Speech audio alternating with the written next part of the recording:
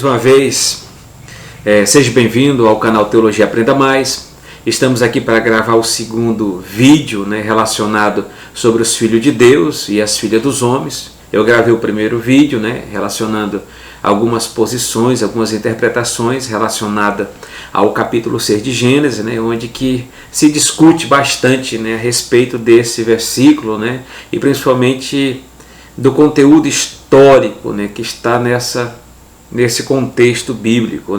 Então, no longo do tempo, muitos têm se discutido sobre quem eram os filhos de Deus e as filhas dos homens, que está registrado em Gênesis 6. Então, dentro do mundo erudito, do mundo teológico, tem se discutido realmente,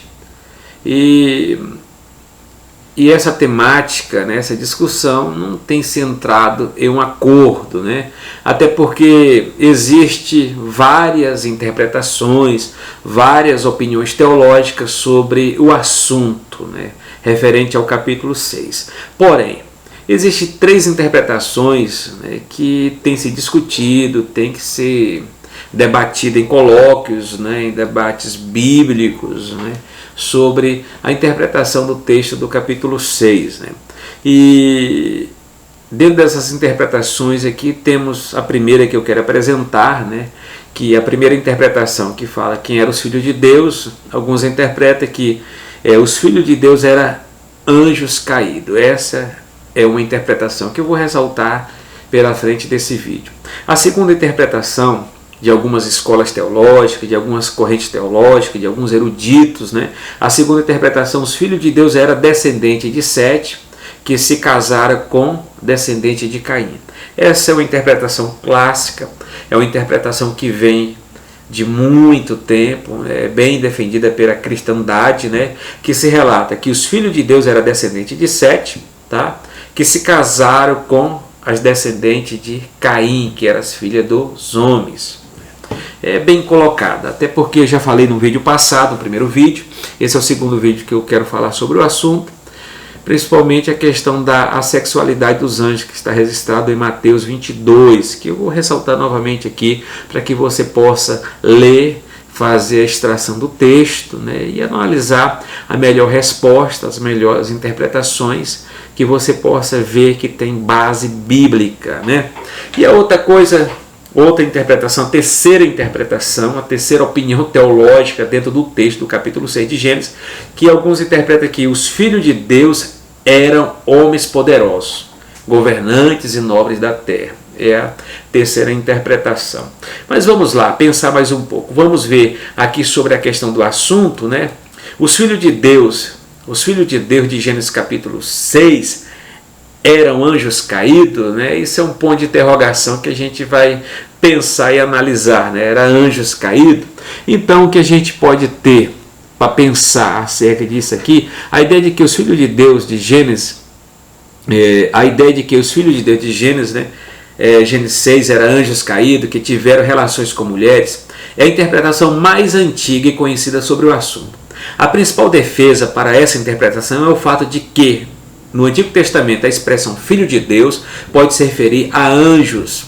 É o texto que a gente falou já no primeiro vídeo, que ele se baseia bastante em Jó, capítulo 1, versículo 6, a apresentação lá que no livro de Jó, fala que os anjos, os filhos de Deus, se apresentavam diante de Deus. Inclusive aparecia a figura de Satanás, está lá. A referência de Jó capítulo 1, versículo 6, Jó capítulo 2, versículo 1 e Jó capítulo 38, versículo 7, ok? E o outro ponto que se reforça essa ideia é que antigos estudiosos hebreus, como Flávio José, também apresenta essa mesma teoria. O livro, também tem um livro, o livro Pseudepígrafo, de Enoque, igualmente defende a tal interpretações que os filhos de Deus, que está registrado em Gênesis, o livro de Enoque defende que eram anjos, os filhos de Deus, os Ben Elohim, que eram anjos. Então, no Novo Testamento, os textos mais utilizados para defender essa opinião está em 2 Pedro 2 e 4 e Judas 1 e 6. Então, o relato de 2 Pedro, que a gente for fazer a citação do texto, a gente vai ver o seguinte: porque se Deus não perdoou aos anjos que pecaram, mas, havendo-os lançado no inferno, os entregou às cadeias da escuridão. Então, ficando reservado para o juízo. Isso está registrado em 2 Pedro 2 e 4, que é a carta petrina, né, de 2 Pedro 2 e 4. Então, possivelmente esse texto se refere, dentro dessa interpretação teológica, né, que eles coabitaram, mas eles caíram, eram anjos caídos, etc., e foram presos, né, no Tártaro, né, foram presos no Tártaro, então, nas cadeias das escuridões, como está registrado na carta petrina. E uma outra coisa também do texto também que se refere a Judas 1 e 6, né, aos anjos que não guardaram o seu principado, mas deixaram a sua própria habitação, reservou na escuridão, em prisões eternas, até o juízo daquele grande dia. Está registrado em Judas 1 e 6, né, como base dessa interpretação que realmente era anjos, né, que era anjos. Então, de acordo com essa perspectiva, o resultado da união entre as mulheres, filhas dos homens, e os seres angelicais, filhos de Deus, resultou no nascimento de gigante, no sentido literal da palavra, como está registrado no texto, né, pela interpretação, a opinião teológica dessa corrente, ok? Então, esse gigante teria sido homens notórios e valentes da antiguidade. Então é uma base de interpretação que se pensa, né, que algumas escolas defendem, alguns eruditos defendem, né, esse texto aqui. E a outra coisa também que se vem para se pensar, né, que o texto muito utilizado nessa defesa está em Gênesis 19:5. Nele lemos sobre como os homens homossexuais de Sodoma queriam ter relações com os anjos que vieram destruir a cidade. É aquele contexto quando os anjos foram na casa de Ló. De lá, os homens da cidade ficaram sabendo que tinha aqueles anjos, né, novos, rapazes, né, e de lá os homens da cidade de Sodoma e Gomorra queriam ter relações sexuais, né, relações sexuais. E se conjectura aqui, né, que eles têm sexo, né, mas eu não vejo fundamento para essa base, né, para se pensar dessa maneira. Então, com base nessa interpretação, estudiosos apresentam o tamanho da desobediência em relação aos mandamentos de Deus. Eles apontam para a possibilidade de ter existido uma raça mística, né, cosmológica, né, eu acho que metafísica, sei lá o que, ou seja, que não era 100% humana. Isso teria levado ao dilúvio universal como forma de dizimar toda a humanidade, com exceção de Noé e sua família. Não vejo essa maneira de se interpretar. Para refutar essa interpretação, o texto mais utilizado está em Mateus 22 e 30, onde que Jesus coloca o quê? Onde Jesus diz que os anjos de Deus não se casam nem se dão em casamento, né? Essa crítica é rebatida pela simpatizante dessa teoria de que os filhos de Deus de Gênesis, né, 6 são anjos com o seguinte argumento. Ele diz que Jesus se referia aos anjos do céu e não aos anjos rebeldes, né, que tiveram relações com as mulheres lá, né? Eles também alegam que o texto diz que os anjos não se casam, mas não diz nada sobre a impossibilidade de, em forma corpórea, de homem. Eles são anjos, pode manter relações com mulheres. Então, tem essa interpretação que eles tentam defender a argumentação lá, que foram anjos que tiveram relações baseadas no livro de Enoque, baseadas em alguns textos bíblicos, que os Ben Elohim são, dentro da interpretação do Antigo Testamento hebraico, são anjos, né, que coabitaram. E tenta reinterpretar Mateus 22 e 30, né, de uma maneira ao seu bel prazer, a sua visão, de interpretar que possivelmente não são, são anjos, né, que tiveram relações com essas mulheres. Outra crítica contra essa interpretação é a questão que os textos do Novo Testamento de Pedro e de Judas são utilizados como defesa dessa teoria. Em momento algum trata de casamento angelical. Além disso, esses textos em nenhum momento se propõem a explicar o evento antediluviano. Então, é uma questão para se pensar. Também vale ressaltar que Gênesis 6 diz claramente que a atitude partiu dos filhos de Deus e não das filhas dos homens. Se essa mistura resultou no dilúvio, deveria existir então alguma referência mais explícita no próprio livro de Gênesis sobre a punição a esses anjos que iniciaria tal perversidade. Então, voltando para essa tal interpretação, né, que esses anjos eram anjos caídos, entendeu? Os filhos de Deus eram anjos caídos que coabitaram com mulheres e etc, entendeu? Está aqui a base de quem defende, de quem interpreta acerca dessa interpretação que era anjos caídos. Mas uma das coisas que eu digo que fica um vazio, né? Fica vago em si, biblicamente, teologicamente, para se pensar. Até porque os anjos não foram criados com essa função biológica de reprodução, de sexualidade, de gametas e etc, entendeu? A não ser porque, como se trata de anjos caídos, que são anjos caídos, não são anjos, são demônios, né? São demônios. Então, mas fica aí a primeira interpretação, né, que se defende no meio da cristandade, no meio da erudição teológica. Mas a outra questão, na segunda interpretação, os filhos de Deus eram os descendentes de Sete. Essa é clássica, essa está no campo bem erudito, né, conservadores, mas muitos conservadores e clássicos também defendem a primeira interpretação, claro, né? Então, segundo essa interpretação, a descendência justa de Sete se misturou com a descendência ímpia de Caim, né? Em outras palavras, os homens da linhagem de Sete se casaram com as mulheres pagãs da linhagem de Caim. E nessa interpretação, os nefilins, né, a palavra nefilins, são gigantes, né?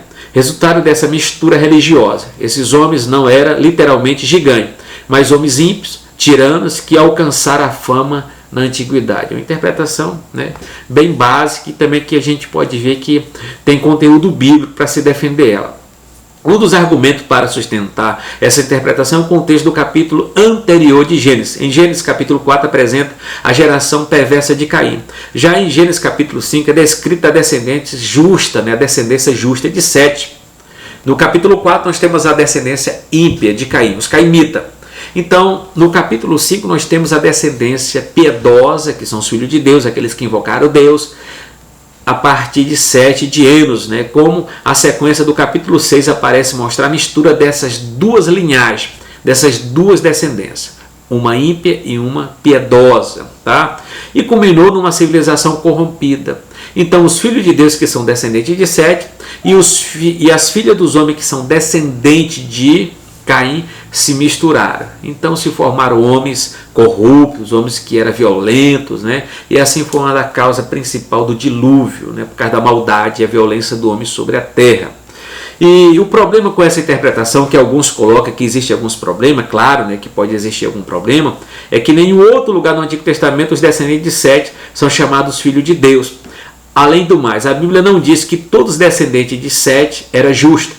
Na verdade, ela indica apenas algum deles que de fato foram, como Enoque e Noé. Tem história de Enoque, né? O verdadeiro Enoque está lá no registro da Bíblia, né? Que foi trasladado, foi arrebatado, foi tirado, né?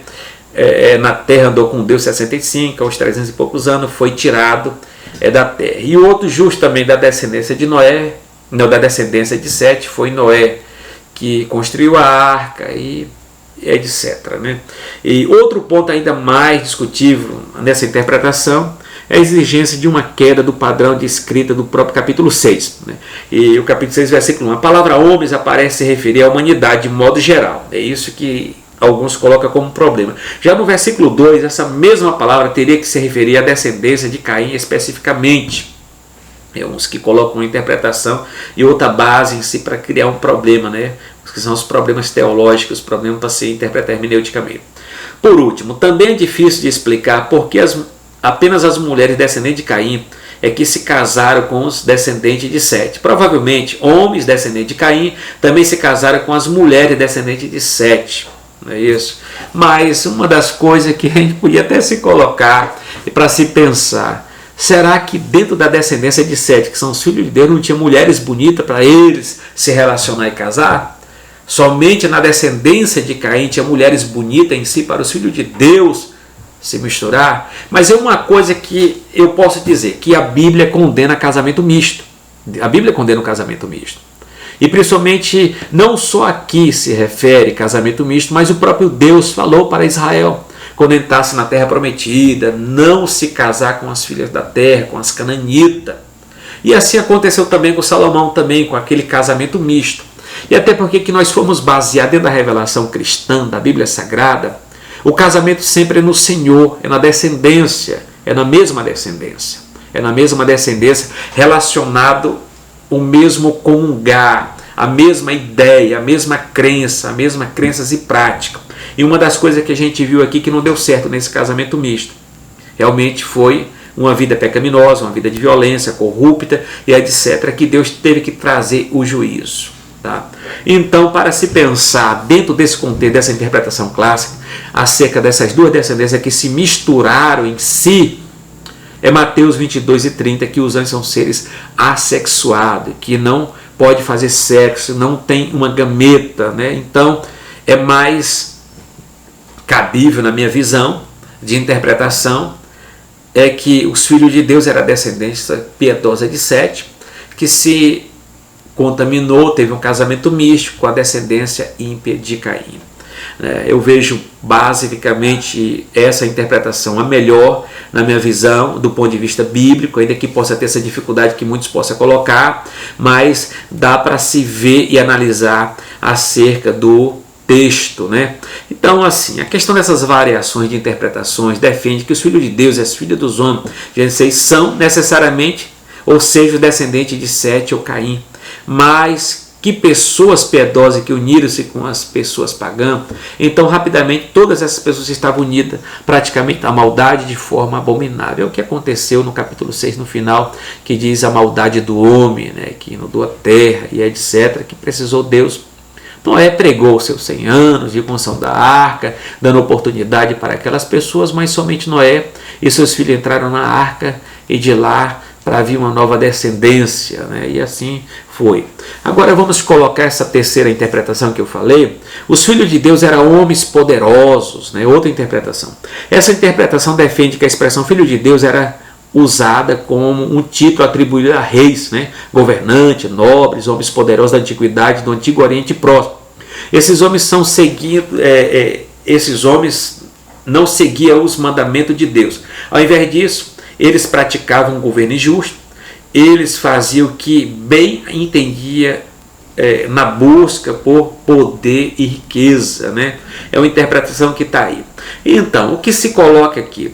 A união entre homens, né, que são chamados filhos dos homens, não seria no sentido de realidade ou plebe, né, mas um tipo de união mista religiosa, acerca desse homem justo e mulheres pagãs.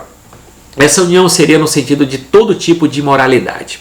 Ou seja, eles começaram a praticar poligamia e promover grandes orgias que banalizavam o sentido original e singular da relação entre homem e mulheres, iniciado e criado por Deus. Tudo isso serviu para disseminar uma depravação sem precedente por toda a humanidade. Nessa interpretação, as filhas dos homens não seriam apenas os descendentes de Caim, mas as mulheres em geral. É uma interpretação, essa última interpretação. De acordo com essa posição, os nefilins está associado ao termo, né, é o termo gigante, né? Esse termo significa homem de força, homem de poder, homem de valor, de riqueza, etc. Significa que não se tratava de gigante em estatura, mas homens poderosos que exerceram um governo na antiguidade. É uma base de interpretação para isso aí. Outro argumento utilizado por quem defende essa posição é de que a palavra hebraica Elohim não é empregada apenas para referir a Deus no Antigo Testamento. Essa mesma palavra também é usada para se referir a juízes, magistrados, homens em posição de destaque, conforme está registrado em Êxodo 21, ou então Salmo 82:1. Isso é fato, claro que a palavra Elohim é empregada para Deus, mas homens poderosos, anjos e etc., governantes, né, que são bem colocados a isso, ok? Então, vamos colocar aqui. A crítica em relação a essa interpretação é que os nobres, reis e algumas autoridades às vezes são chamados de Deus e nunca de filho de Deus. No entanto, crítica rebatida com base em alguns antigos targumins, né, o aramaico, né, que se traduz filho de Deus ou como filho de nobres, ou outra crítica é de fato dos nefilins. A interpretação não se referia a homens de grande estatura, já que em Números 13:33, o mesmo termo é utilizado para se referir a pessoas de grande estatura, literalmente. Vamos colocar o final dessa interpretação.